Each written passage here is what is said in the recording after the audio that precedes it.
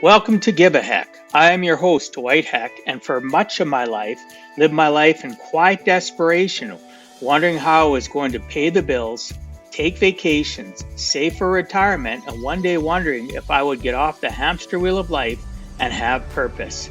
A life that most of society lives, which takes us to work, then home, then repeat, and pays us hopefully enough just to survive. The harsh truth that most live with more month than money and have no idea how to live life on purpose, not by accident.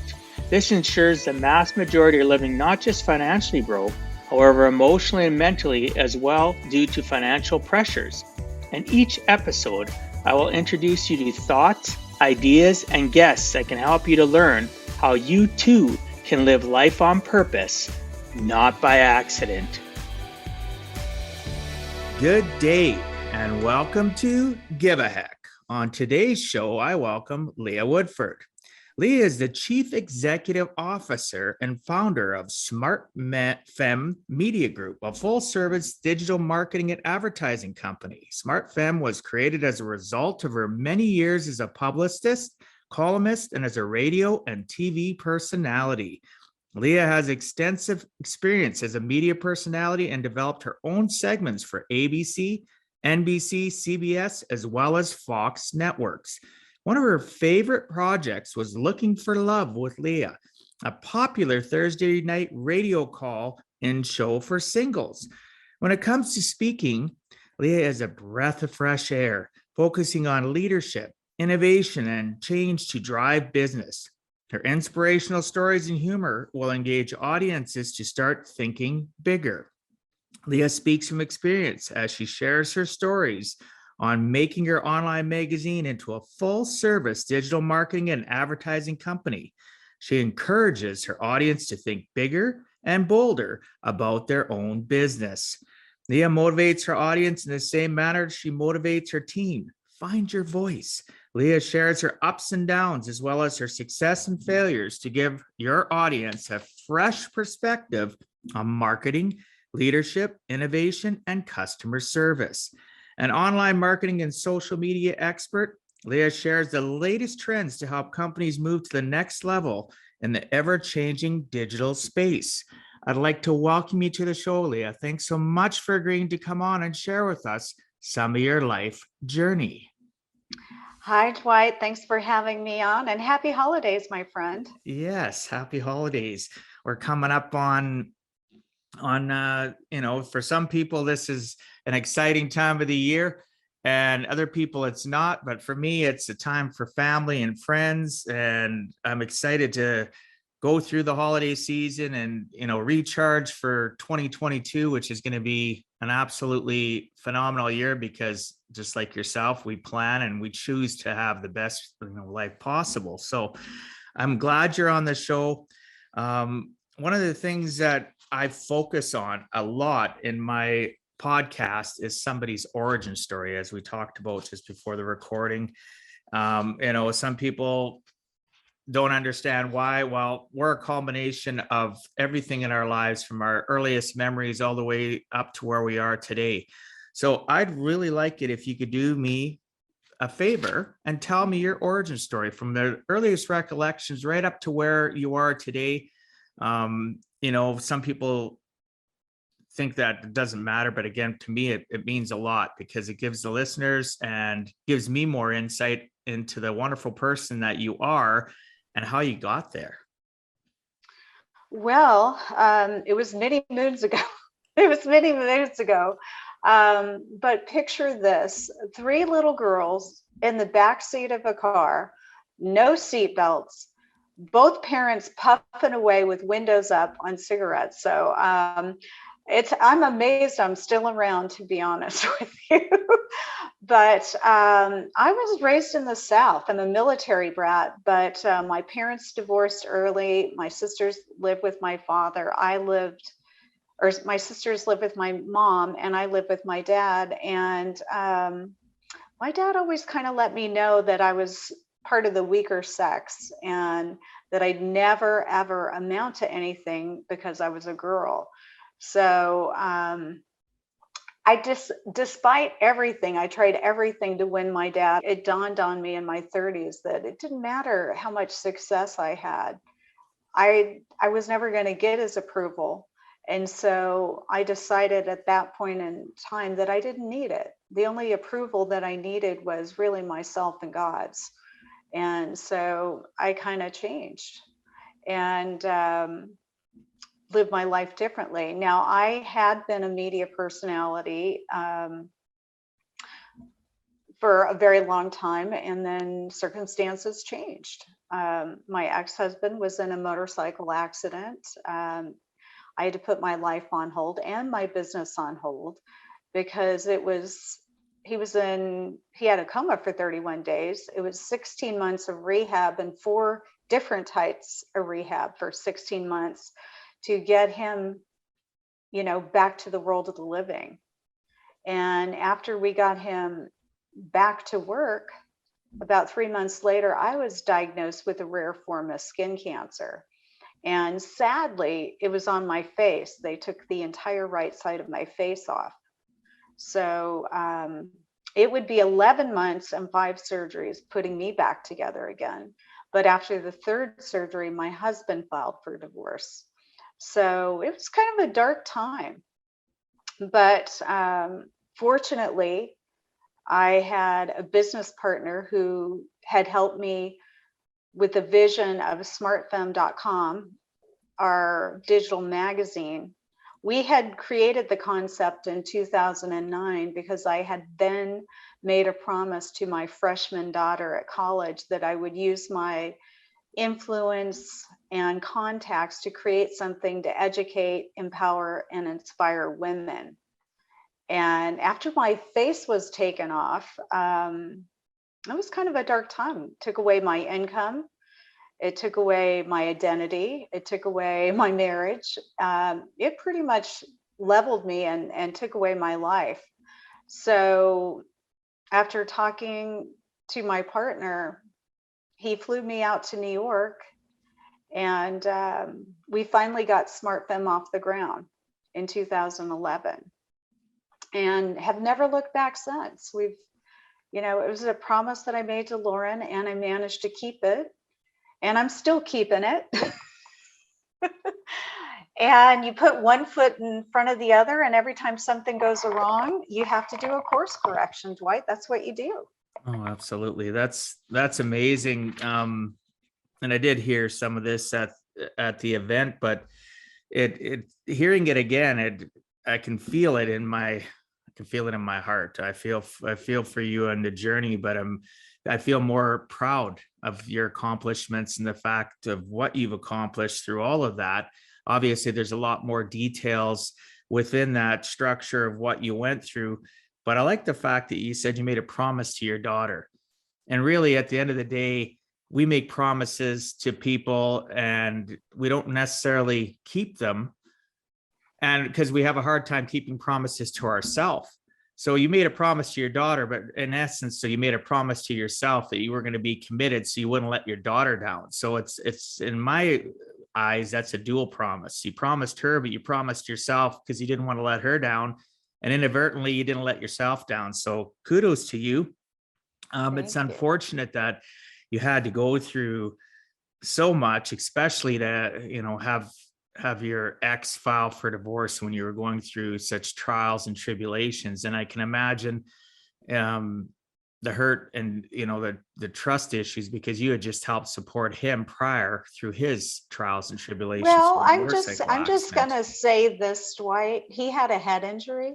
Oh, okay. And the guy that went down and the guy that came back up were not the same. Oh, okay. So, and the other thing is, had I not gone through that, I wouldn't be married to the amazing man who helped me build SmartFem. Yeah, well, meeting, you're talking about Paul, right? Right. And meeting Paul, I had the pleasure, listeners, to meeting Paul and Lea personally in November at 20 Watley's 365 advanced event in Tucson. And what amazing individuals. Initially, Paul wasn't going to be there, and then he did finally come. And I think he had a great time. We all enjoyed his presence. Of course, I enjoyed your presence and listening to you speak. But yeah, you guys definitely are a power couple. I can see it. I can see the yin and yang between you two. And it's, yeah, you're blessed and highly favored. From every adversity, you can rise above it and, triumph even more. And I see that for you. And, congratulations. Obviously, nobody wants to go through what you've gone through.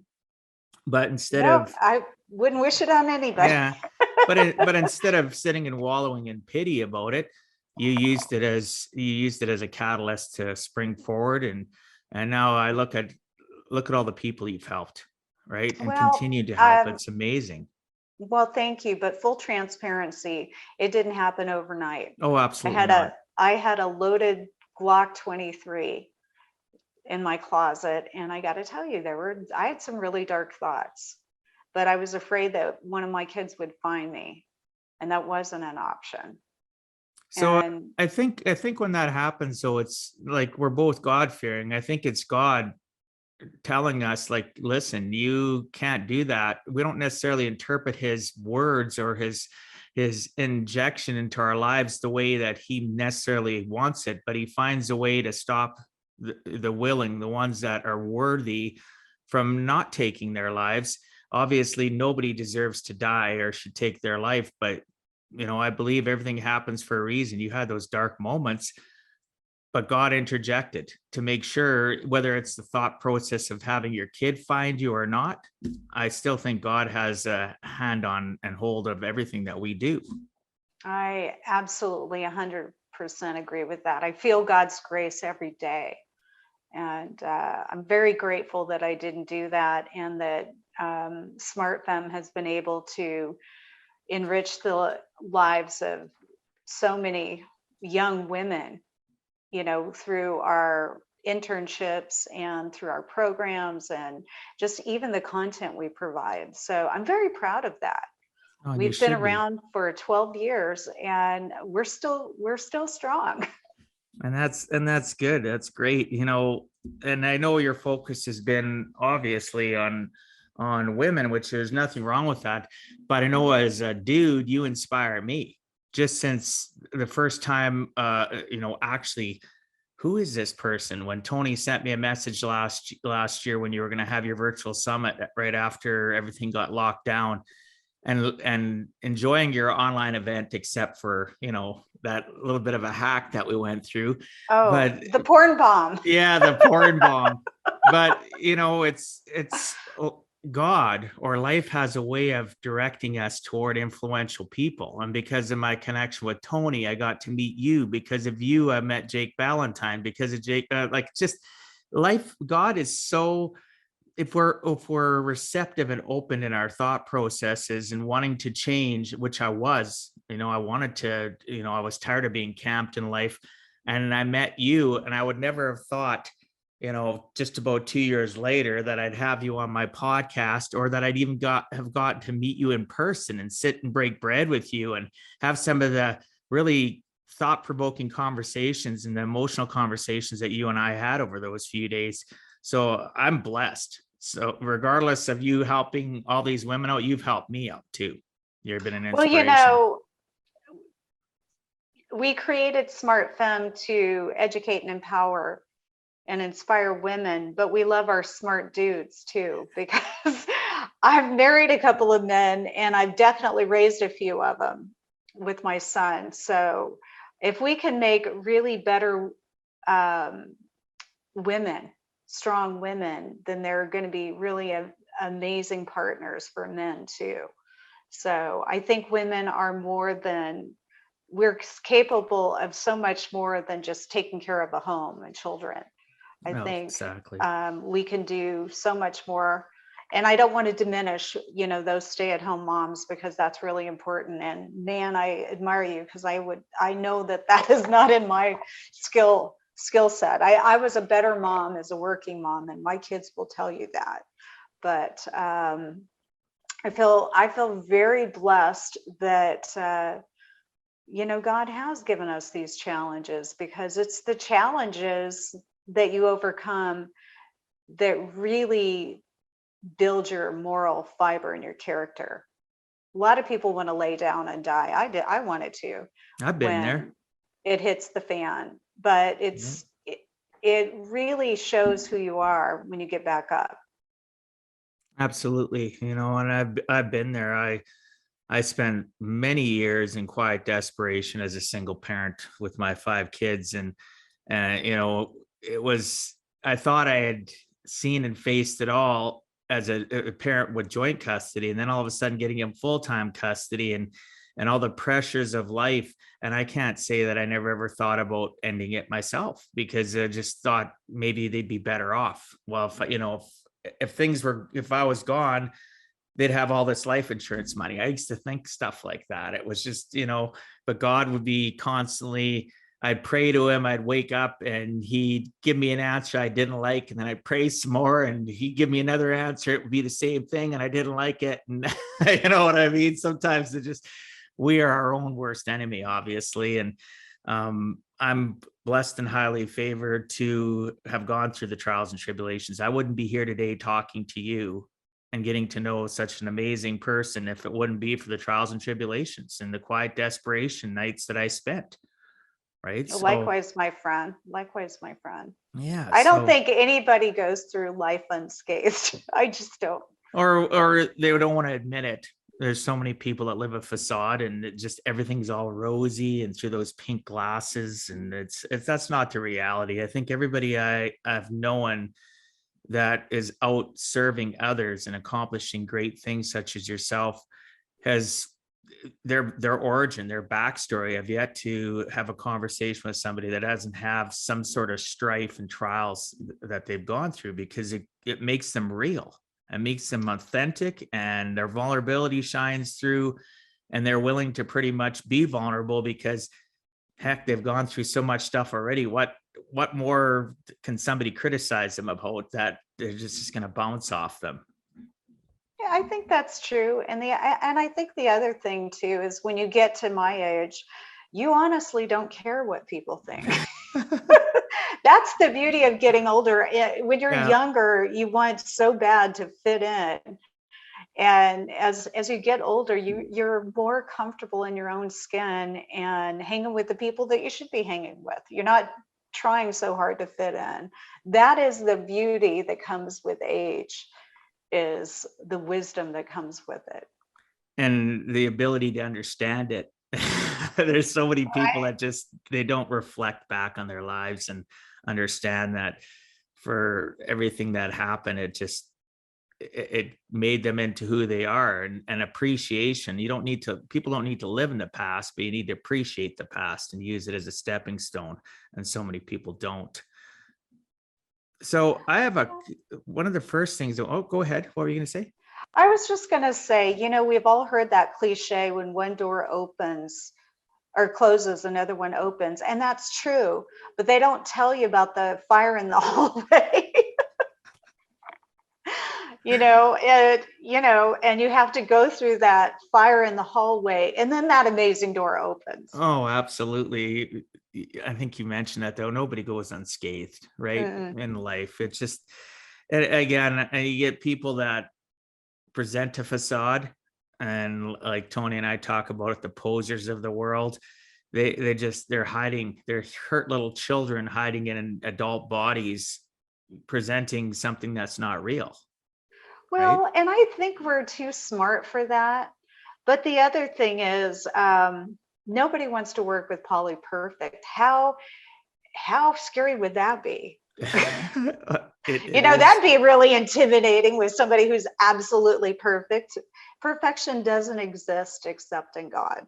Oh, absolutely. 100%. For me, and my listeners know that, and anybody close to my life, the thing that got me through every trial and tribulation, from my original divorce to, years later going through court to get full custody of my kids, all those things, all those days of quiet desperation, I made it through because of God. Oh my gosh, I probably, the prayer line was burning up when it came to whether it was praying, I wear my rosary. Yeah. I wear my rosary. I dial direct now, but I wear my rosary. It's been, well, my whole life though. I've been involved in my faith and God, and I have to thank my mom. My dad, he's a great man. He believes in God, but my mom was my faith warrior. She's the person that when I talk to her through childhood trauma, from bullying to getting married to going through a bad marriage to divorce to fighting for the kids to the kids growing up. If you call my mom today, even at 80, she's, oh yeah, I said a rosary for you last night. Oh, I said 2 rosaries for you today. So I can appreciate that. And that's just one more thing that you and I can connect with in regards to faith, that God is, for me, though, I live by 3 core values: faith, family, and work, in that order. My faith has to be strong. Otherwise, how can I support my family? And without my faith and my family, what's the point of work, right? I need to have those 2 in order to feel, that when I'm going out to work and service, and serve others, I need to know that God's pleased with what I'm doing in my work. Am I serving him, good and faithful servant, being the best version of myself? And I want my family to be proud of me. I'm in my living legacy years. I'm in the creating my legacy right now, and they're watching. They watched as kids, but as adults, they're watching even more. And am I setting the right example? Am I making God proud of me? Am I making family proud of me? And most off, I got to also like myself and love who I am. And you could probably contest that too. That's a lot of work to love ourselves sometimes, right? It is, because I don't know about you, but I was raised with such a negative self-image from both of my parents. And I'm not blaming them. I think they did the best they could, but they just, they got married young and they weren't equipped to have children. And they did what they did, but it took it, as an adult, I had to make the decision to end that head trash and to really decide. It was a decision to not believe that old programming and to become the very best version of myself and give myself grace. Yeah, I love the way you put that. It's true. There's things about my parents, and we won't get into the details of that because this is about you and you sharing. But yeah, I can relate in a lot of ways. My dad was one of 18 kids. My mom was one of 9. There was Wow. lots of, Big Catholic family. yes. And my mom's side of the family would have been bigger, but my grandpa, who I never ever knew, passed away when my mom was 14, and she's one of the middle children, right? So yeah, it's, they grew up a certain way. My dad was very shut off and cold and very work because he grew up in the 40s and money was tight. And so when I was growing up, he wasn't there for me emotionally or physically because he was a workaholic running his business, very successful entrepreneur. My mom was always sheltered and protective of me because of health issues, and because of that I wasn't strong in certain ways that I should have been, and I got bullied. But I look back on it and I am a culmination of all of that. And people would say, I wish I could change the past. No, I don't want to change it. I am who I am. I became the parent I became to my kids, and the dad I became to them, where they were always a priority for me, whereas my dad, I wasn't. So again, I'm not cutting my dad down. So I can really understand what you're saying and relate to that, doesn't pay to blame them. It just look at it, analyze it, not to death, but analyze it and just move on. Right. Well, I just think about when Jesus is on the cross and says, "Forgive them, Father, for they know not what they do." I mean, really, what magical words. I mean, it gives you grace for forgiveness, but it gives you the grace to decide to move on and to take full responsibility for who you are and move on. Yeah, I love that. When you said that, when you were quoting what Jesus had said, that I felt a warmth. It was just amazing. I don't know if the listeners or the people that are watching this feel that, but I sure felt that. So I appreciate you sharing that. So SmartFem was created as a result of many years as a publicist, columnist, and a radio and TV personality. As you started on the journey of creating a full service digital marketing and advertising company, what were some of the things that those original careers taught you that make you unique compared to your competitors? Well, I think really for me, it's been an interesting journey because, I learned how to be in front of the camera, 30 plus years ago. But my colleagues, social media came in and turned everything upside down. My face was gone in 2011, so I had to create something new. And I could hide behind a magazine. I didn't have to be the face or the cover of it. So it allowed me to get back in and make a living, but I didn't have to be the face of it. But I also learned that because I wasn't doing the day-to-day, in corporate broadcasting anymore, I knew things were changing. What used to be a big company, they were cutting everybody down. You had to be a backpack reporter. You had to write the story, shoot the story, edit the story, everything yourself, where you had producers and editors, and you had to learn how to do everything. So I went back to film school at 2014. I was the oldest and slowest in my class. 22 of us started, 8 of us graduated, and only 2 of us made a living at it. Wow. You have to really want it.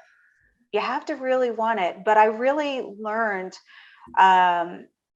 broadcasting in 30s, but I learned film and cinematography in film school, which I really, really love. I love the art of lighting. I love telling a story and seeing it unfold, which is the magic that comes with short documentary films.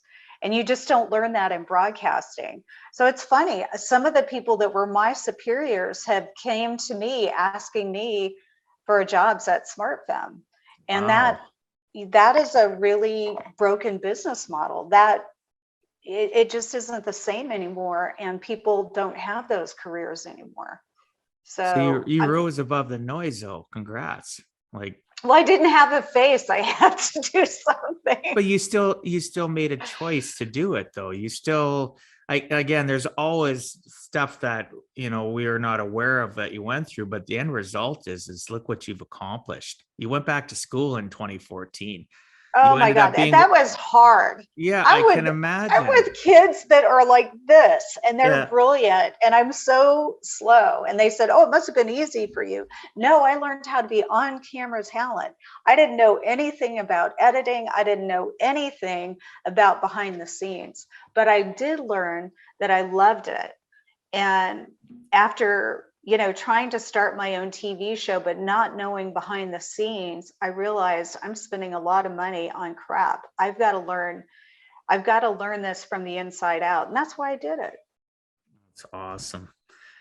It's the little things in life and what we're willing to do. And like that cliche saying, success is always outside of our comfort zone. Well, you've proven that, right? You've been outside of your comfort zone to go back to school where you have 22, 8, and then 2 that actually do a living at it. And you're one of those 2. Congratulations. That's amazing. I love that. I love your origin. I love your story right up to, you going back to school and just everything. Obviously, we go through all this stuff and it sucks. Let's be real to get to where we are today, but it gives us strength that if something else happens, which inevitably things happen in our lives, we are more prepared to deal with it in a more concise way. It doesn't mean that doesn't hurt us. It doesn't mean that we aren't going to struggle, but we learn to, I think myself personally, all the trials and tribulations have given me the strength to rebound quicker, to move forward. I do. And I believe that as well. And my husband's had a couple of challenges with his current company and his business partner. And just from working with SmartFem with me and learning how to become an entrepreneur, I mean, he has created a new company within 2 months. And he's, just already moving forward with clients. And I'm so proud of, his story is really unbelievable. I mean, his partner was embezzling millions of dollars. We found out about it 2 months ago. What did he do? He went out, started a new company, is already moved forward with it.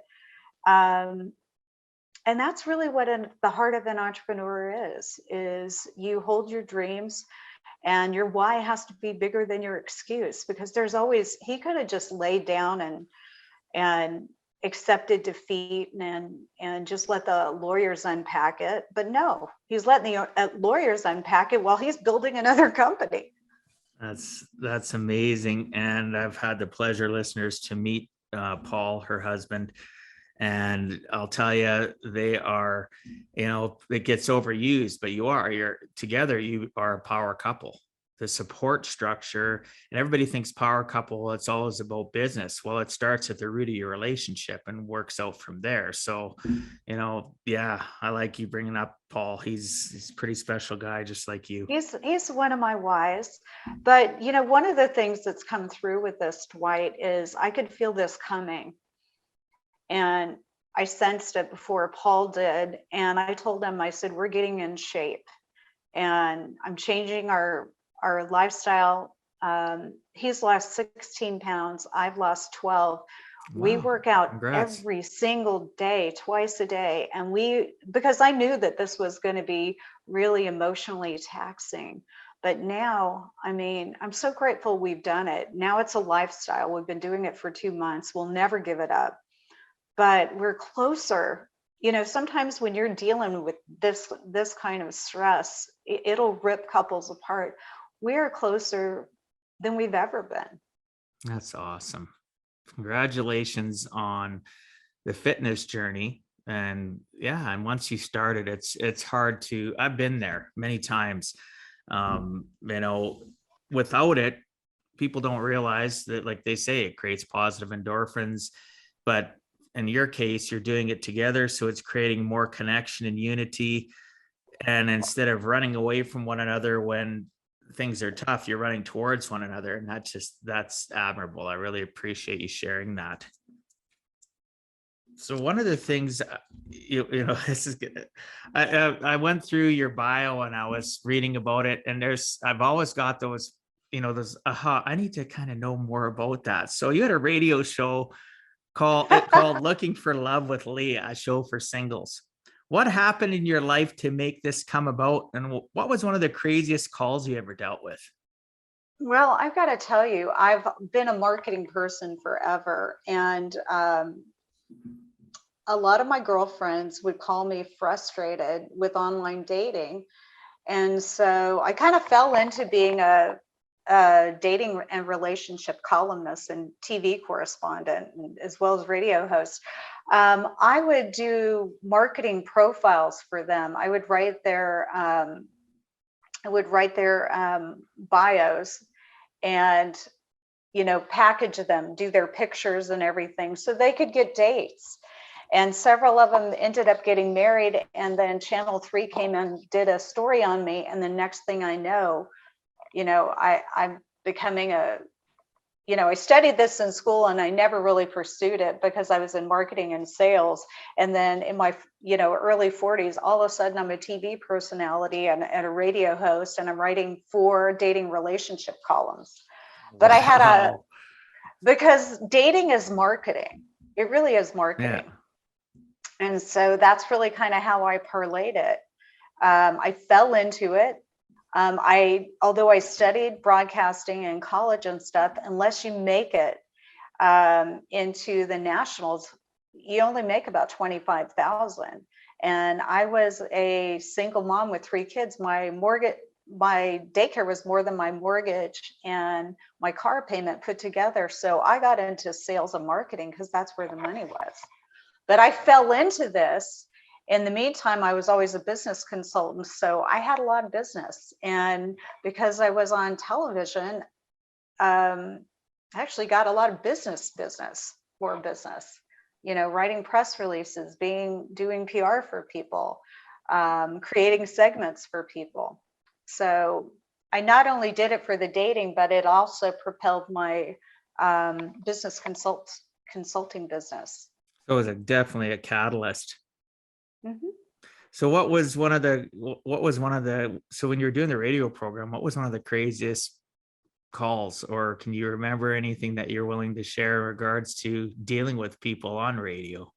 It's funny when people call in, they're on their bottom rung. Yeah. Even like coaches, or I've noticed this. The men call in and they're ready to fix the problem. The women call in, but they don't listen. They're going to tell their friends and they're going to get everybody's opinion. I thought I was doing it to help women, but I had way more men clients and call-ins than I ever had women. And that always surprised me. One of my funniest calls was a gentleman here in Scottsdale who has a very, very, very successful business. He made his first million when he was 19 years old. But he told me that he didn't find women over 40 attractive. And the guy's 50 years old. Short little guy. He didn't find women over 40 attractive. And I found that really offensive. And we started talking, and he had 3 ex-wives who he's had to buy them all houses and was paying child support, had kids with all of them. And now he was in another relationship with a 22-year-old. So what I found was some people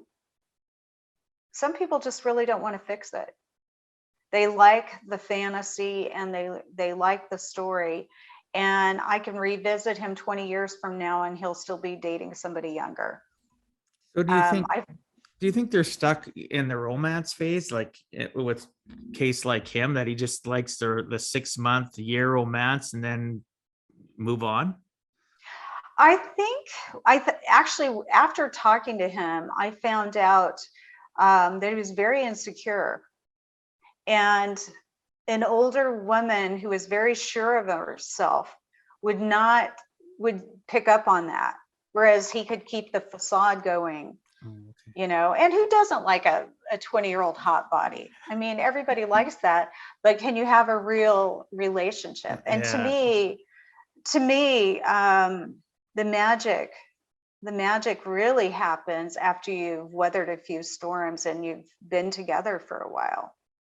I look at Paul and he still looks the same way he did when we met. I mean, I don't see the gray hairs. I don't see the long.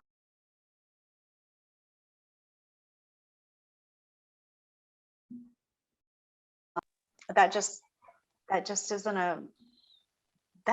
matter. No, that's good. And you're right though. Insecurities cause a lot of different relationship issues, and just got to love whoever that person is. And you look at these couples, I see these couples like my parents that have now been married as of this year 60 years, and they joke around the same way and look at each other the same way as when I was a kid. I can still recall that. It's not been perfect, no relationship is, but that's the kind of love most people are looking for, is that 60 years later, you're still looking at one another. And, my mom will laugh at my dad's silly comments, and my dad will look at her and give her the support she needs because she's very emotional.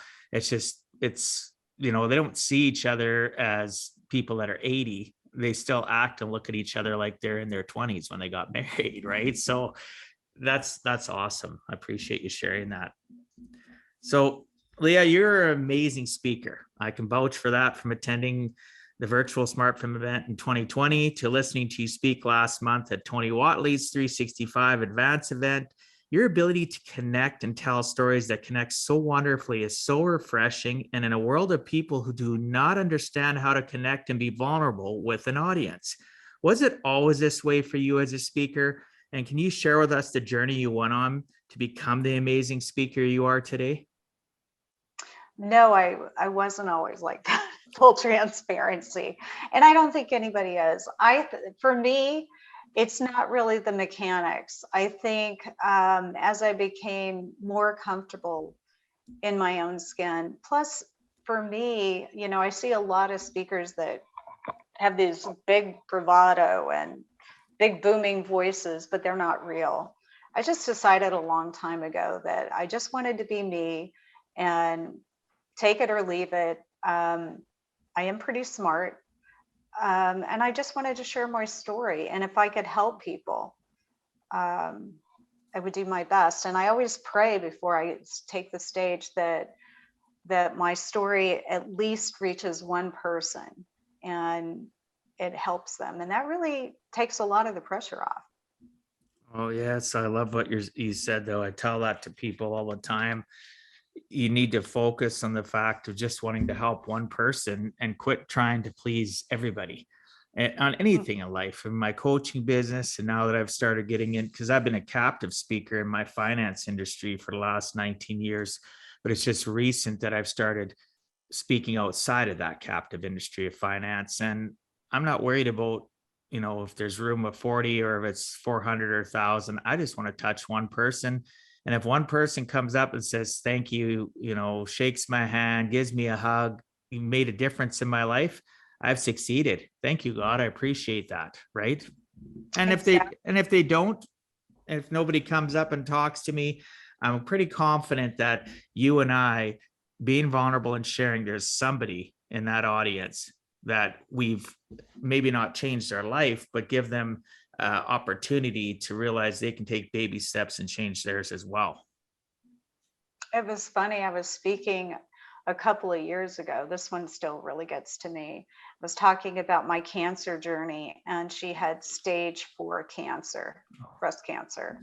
And she said that I gave her the strength to keep fighting. And that's still with me. You just never know what somebody's going through in the audience. And if you can give them a message of hope and of peace and that things are going to be okay, I think that's one of the most important things that we can do is give hope. Yeah. And really in today's world, especially in the last, 20 months going on 2 years, hope has died in so many people. It's imperative that we continue to give people hope, right? And realize that they can have a better tomorrow, that somebody will be in their corner. And that's remarkable. Somebody with stage 4 breast cancer coming to talk to you about that. And, because I do know people that have had stage 4 cancer, and I had one of my close friends pass away. It'd be 5 years ago now, last month. And his connection to God, his connection to a few people that give him strength was phenomenal. Right up to the day that he passed away, he was at peace. And I love the fact that you brought that up. We need to help people have hope, because no matter the darkest hours, if they can have a little bit of peace, that's worth more than any amount of money in our bank account. I think it is. And I think one of the other things that I really love about it too is, our life is limited. We have such limited, and we have such a finite time on this earth. And I think about that. What if I did get a death sentence, and I knew exactly when it was going to end? I would want to make those moments matter. And I bet she did. I bet she spent every moment with her kids and with her family and got to say those things, and maybe forgive the people that needed forgiveness. It doesn't mean that you forget what they do, but one of the things God's taught me is forgiveness. Oh, that's awesome. Yeah. We could have a whole podcast just about our faith in regards to God and forgiveness. And you brought up a valid point. So many people, those listening, don't wait till you have something that's tragic, instilled upon you while you're living, to start forgiving others. And really, at essence, you're forgiving yourself, for even letting it bother you.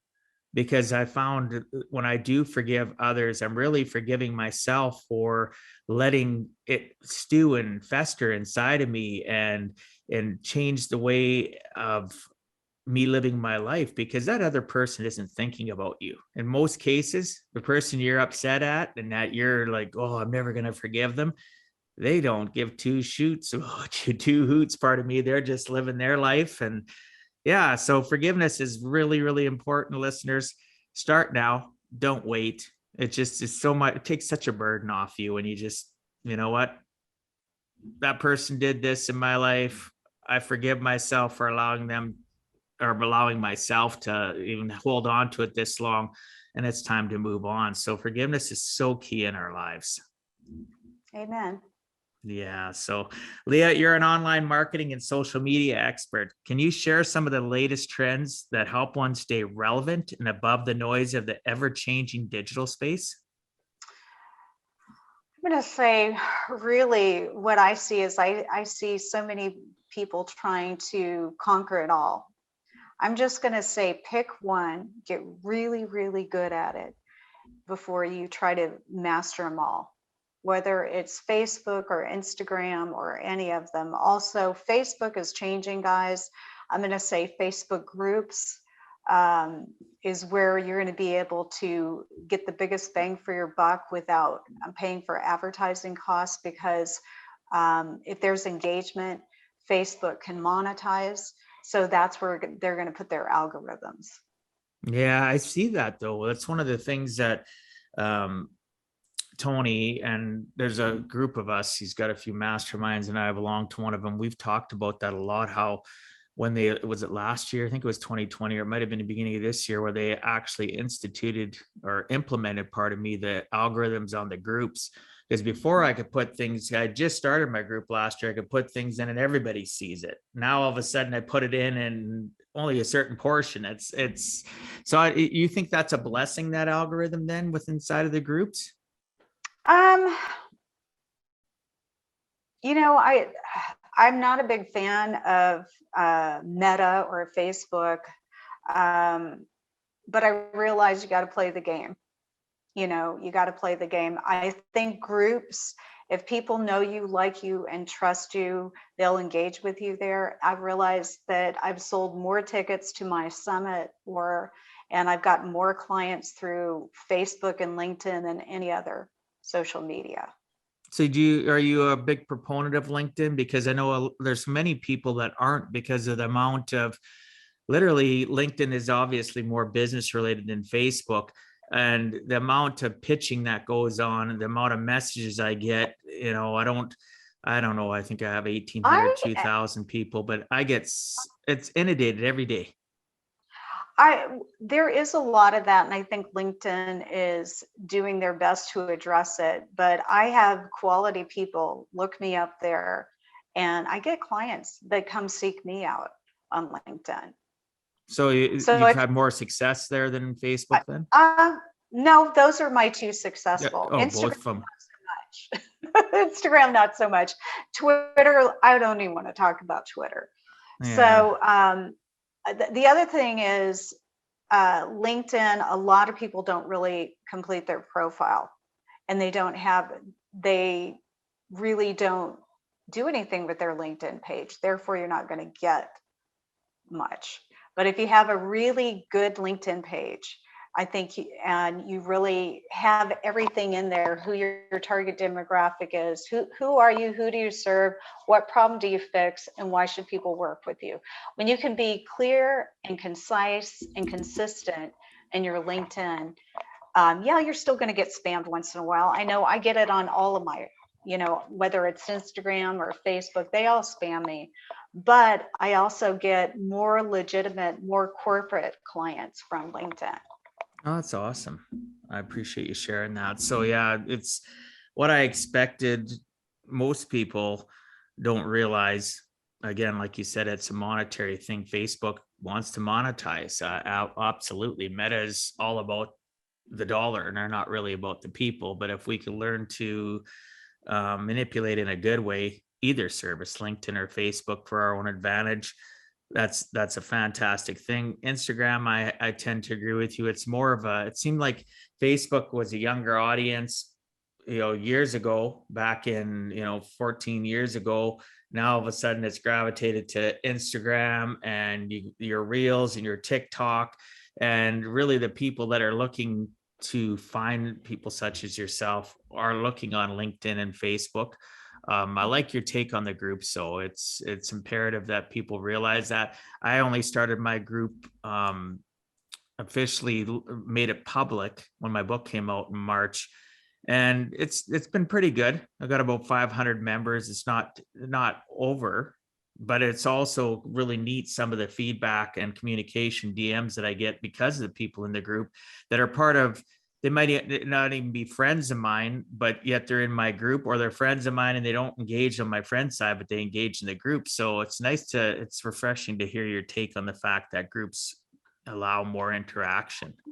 Well, I think groups allow you to have a safe community space. The good groups, like my group, your group, Tony's group. People are craving community right now, especially after being locked down for so long. And Facebook groups allows you to be part of a family. Yeah, absolutely. I completely agree. It'll be interesting to see where social media continues to grow. I know there's many people out there looking, like Tony's been working and developing stuff within Mighty Networks. I'm not sure if you're familiar with it.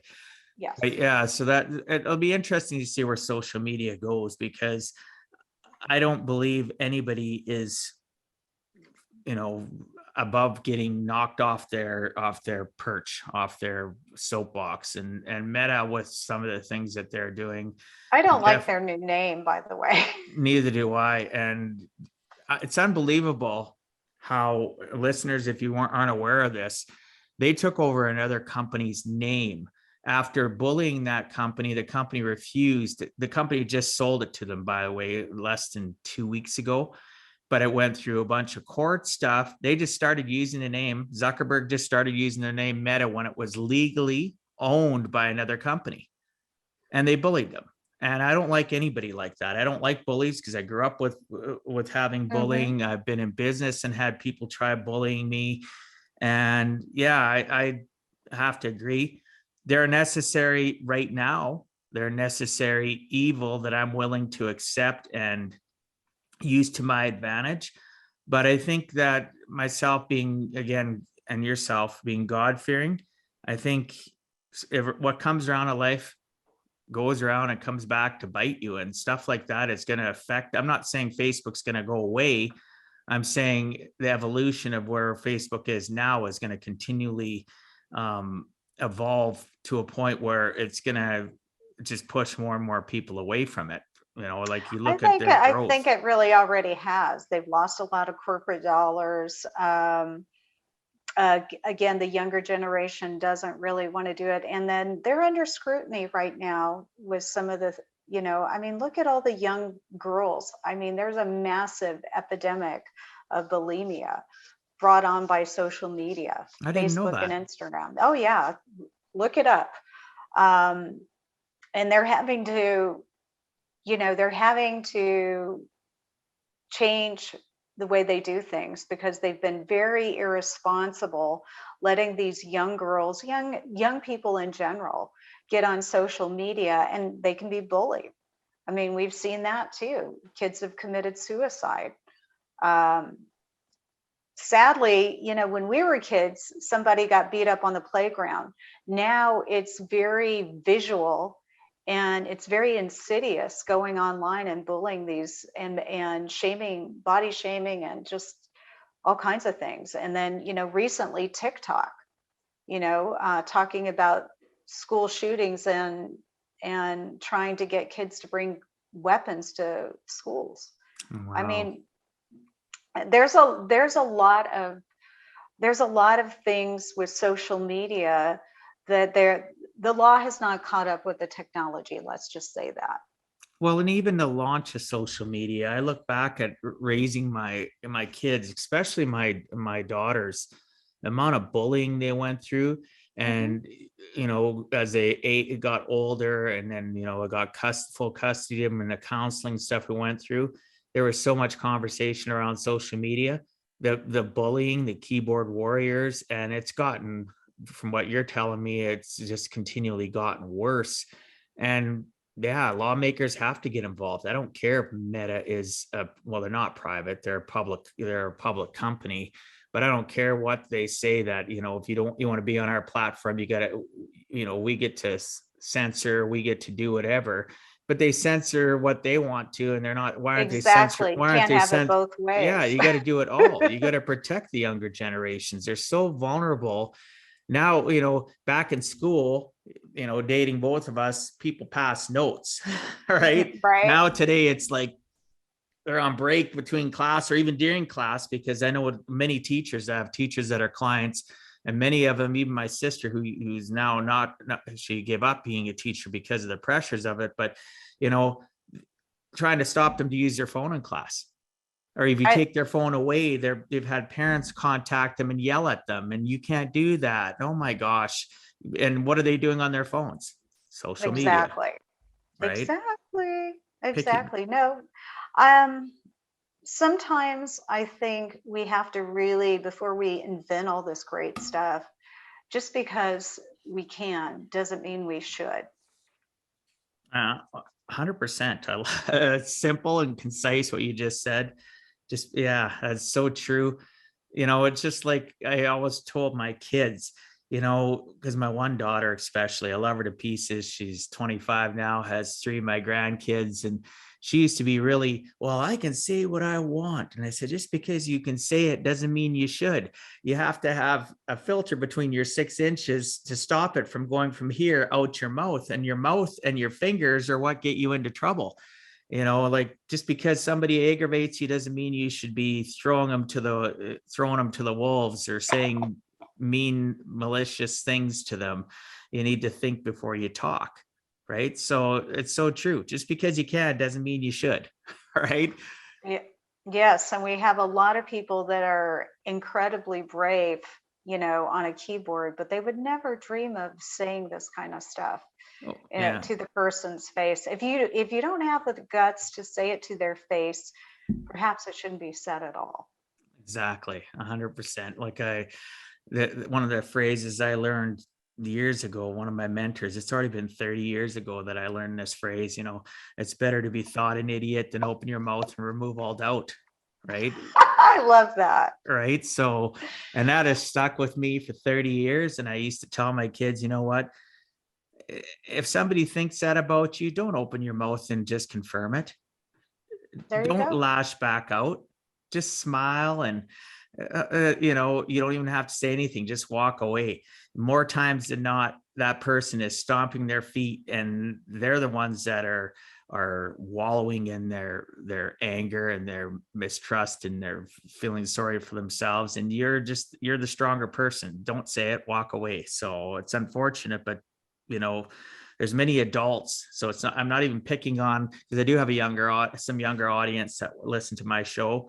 One of my youngest listeners that listens consistently is 17, and Wow. she's amazing. She wrote an article about me here just recently in her school newspaper about how I influenced her life with my podcast and my book. It was quite, yeah, her dad reached out to me, and then I reached out and talked to her. So, you know, younger people, I'm not picking on you. There's a lot of older people out there that still haven't learned that they should just keep their mouth So shut, true. right? So true. So true. Well, Dwight, that's really amazing. I love that you have a younger audience because they are the future of the world. Absolutely. And I've been studying my analytics more and more, even on my posts and stuff that I've been doing. And yeah, because, you know, I don't want to be stuck and pigeonholed that I'm only people, let's say 30 plus. And I thought I was, until, you know, her dad, his name's Mike, reached out to me. He reached out to me actually through my group, not That's through so my cute. group. And he said, and he just showed me, it was just, you know, it was really touching, because he showed me a picture of her being in their home theater room watching my podcast on my YouTube channel. Then he sent me another message saying how they both loved my book and have talked about it. Then he sent me a few weeks later a link. He says, I don't know if I should be doing this, but here's a link to our school newspaper and you need to read this article. Well, I started reading it. I started crying. It was just like, whoa, a 17-year-old telling through her article that two of her favorite authors, and one of them was me, and how I had changed her life in my book. Well, it's 150 pages of my origin up to where I am now, being vulnerable. And it helped a 17-year-old girl that's in high school. It just blew my mind. Right. Well, it doesn't surprise me. It doesn't. You have a good heart and you're a great dad, but you pay attention, Dwight. You pay attention. Oh, and so many people are on autopilot. So I'm not a bit surprised. Oh, I appreciate that. Thank you. So what is the next evolution for Lea Woodford for 2022 and beyond? 2022, it's funny, I'm already working on those goals, but really what I plan to do is work less, travel more, speak more, and put more systems and processes into my company so I don't have to be there for the day-to-day. That's awesome. I like that. Speak more is the one I like the most, and it's because, and obviously the rest are important too, but you're a fabulous speaker. As I mentioned already, you're when you were standing on at the stage and talking at Tony's event, you are very electric and drew me into your story, into your conversation, and that connection and that ability. A lot of speakers don't have that. There's many people that shouldn't be speakers. they should. Well, I'm going to agree with that. Right.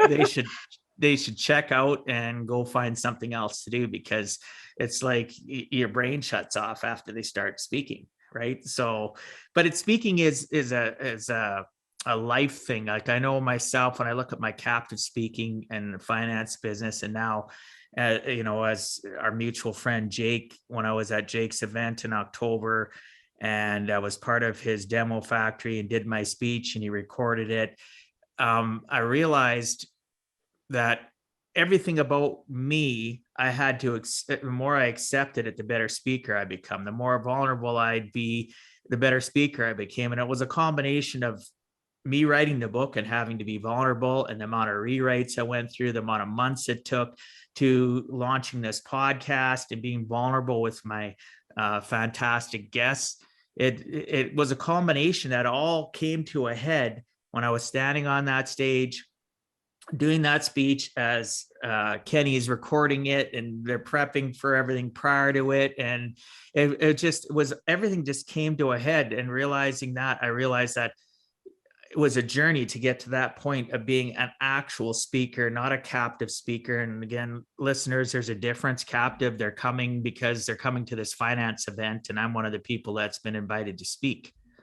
Okay, they're sitting there. They never came to the event because my name was part of the event, and they're going, oh, we got to go to this event because Dwight's going to share some nuggets. He's going to be vulnerable. He's going to be just amazing. They're coming there because I got to come to this event. We're supposed to go to these, and you know what I mean? So it was just a giant evolution for me to realizing that becoming a speaker to where I'm comfortable in my own skin was an evolution right throughout my whole life, and especially in the last 2 years. So I appreciate that. And obviously your whole existence of what's happened in your life has made you into the person that you are today in regards to being a speaker. So that excites me because more and more people need to experience Lea. Oh, well, thank you. Well, Dwight, will you be coming to the SmartFem Success Summit next year? November 4th and 5th. I'm getting my ask in gear and asking you right now. You better make sure that tell my good friend Tony, don't hold your event around there. So Tony is going to be speaking at it, so we'll be having that conversation. Okay. Yeah, because I don't know, for those listeners because I talk about 365 and Tony all the time. And it's not because I put him on a pedestal or I worship him, but he is such a genuine, caring man, as you know, and he has become a hero of mine in regards to the fact that I can trust him to be compassionately caring, but still kick me in the ass. That's why I listen to his podcast when I'm not doing what I need to be doing. I turn on a little Tony, or I put his book in there, and it gives me that kick in the pants. Because sometimes, Dwight, we need that kick in the pants. Absolutely. Absolutely. I reached out to him just recently about something, and I can always, his answers aren't long. They're concise and to the point. And he just said, blah, blah, blah, blah. And I responded to him, thanks. I knew what your response was going to be, but I needed it to read it. I needed to hear it. Right. Yeah. So yeah, we're creating a tribe and a connection through all of us. And like I mentioned, listeners, Tony invited me and said, hey, you need to come on to this event. I came on to that event, and really your event was a catalyst to me meeting Jake and becoming part of the speakers, authors, and coaches. Jake will be back next year too. Yeah, I love Jake. He's I love awesome. Jake too. It's funny how the good people that, if you vibe with the tribe, we all do things differently, and we all have different skill sets. You can play in the sandbox and not compete. Yeah. And there's enough business for everybody. Yeah. And you know what? I don't think any of us compete. We're not looking at each other saying, I'm not sharing that information with Lea because she might take it and become more successful than me, or steal a client or whatever. You know what?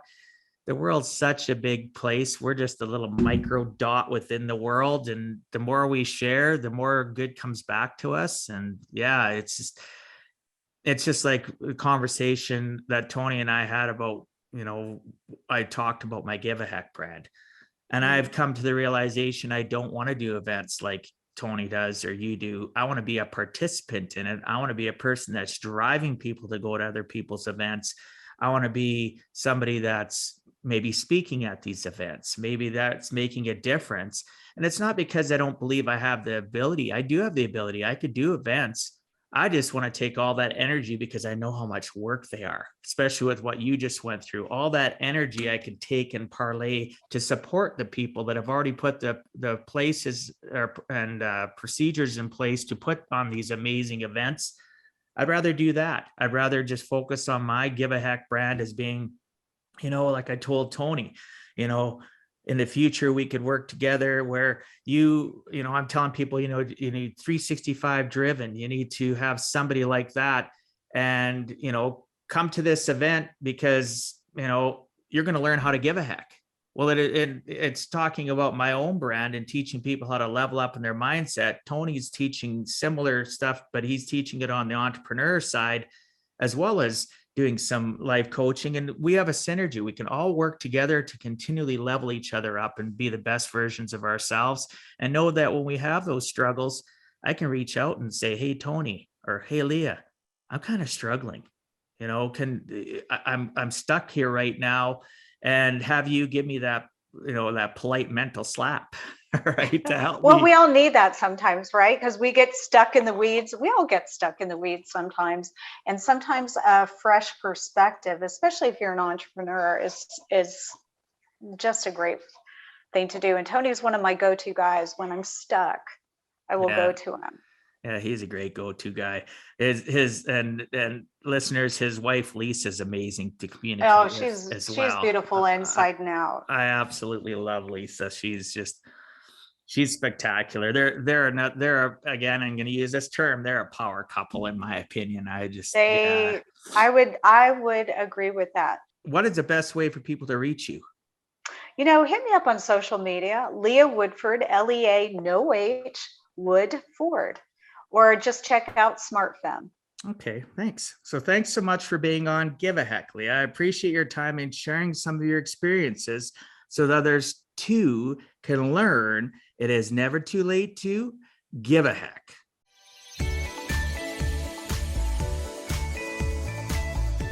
Thank you for taking time out of your day and listening to Give a Heck. If you find value, I'd appreciate you sharing with your friends and family so they too can learn how to live life on purpose, not by accident. So you do not miss the next episode, please subscribe on your favorite podcast platform, and please also post a review. I look forward to reading your comments. This has been Dwight Heck. If you want to check out other podcast episodes or today's show notes, please check out my website, giveaheck.com. And until next time, together let us all strive to give a heck.